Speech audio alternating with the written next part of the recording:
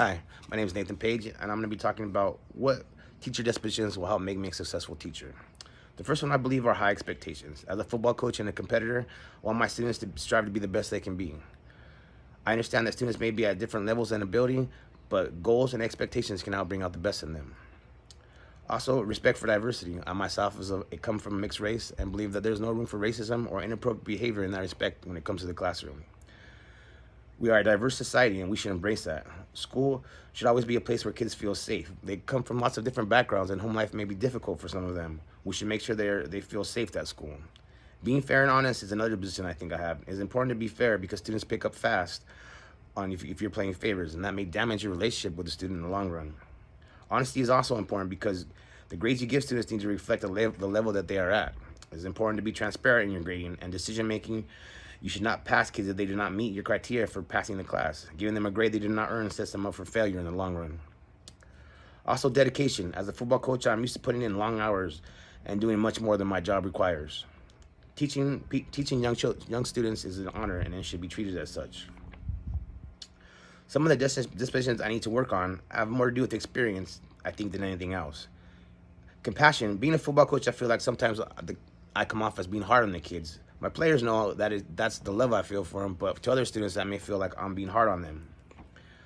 Curiosity is another disposition I think I need to work on. Sometimes I have so much going on in my head, and I'm not thinking of the student when they walk into class that I may not say hi, or I may not ask them how they're doing away from school. I think that's important and something I can also work on. Advocacy is also another one. Not so much that I don't want to be advocate, but I don't have experience. And one of the things that bothers me in class as a paraeducator is when the teacher doesn't know a student has an IEP or what their accommodations are, so the students don't get the resources they need. Those are some things I think I need to work on. The attributes a professional educator should have are essentially the teacher dispositions that we talked about. I think we all may possess some to a certain degree, but experience plays a key role in the teacher's development. Therefore, a teacher should have a solid support system where they can turn to other teachers and ask for help.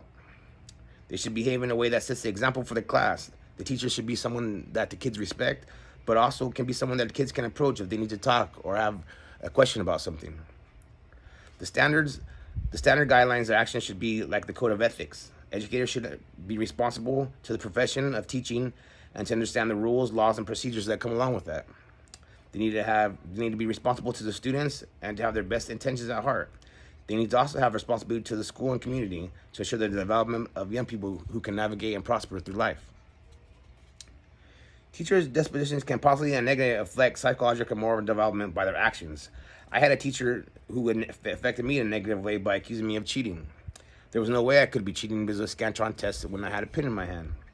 The teacher wouldn't admit to her being wrong, and it ended up me getting an F in the class and really giving up on the class. Luckily, a couple years later, I had another really good teacher who was a football coach and a teacher, and kind of took me under his wing and expressed to me that regardless of what's happened, you can still move forward and to become whatever you want in life. And ironically, I myself am now becoming a teacher and a coach. So it helped me to follow in his footsteps, and having a positive or a negative reaction to school can really set your path in the future. I will uphold the expectations of the profession by keeping up to date on all the laws and policies that pertain to my career. I will keep up to date with new ways kids are learning and change old ways that may not be as effective. I will keep in mind that I'm not perfect, and it is important to acknowledge these mistakes. We are all not perfect, and that can help bring the class together. I will promote healthy and moral development with my students by having constant communication with them and trying to listen and understand what they're going through. I will not pretend to have all the answers, but will always be someone who the students can go to vent, or just someone to listen to. I will always be fair and respectful. Nobody likes being treated differently or talked down upon. I will make sure the students know I have their best interests at heart and will set goals with them to achieve them. Thank you.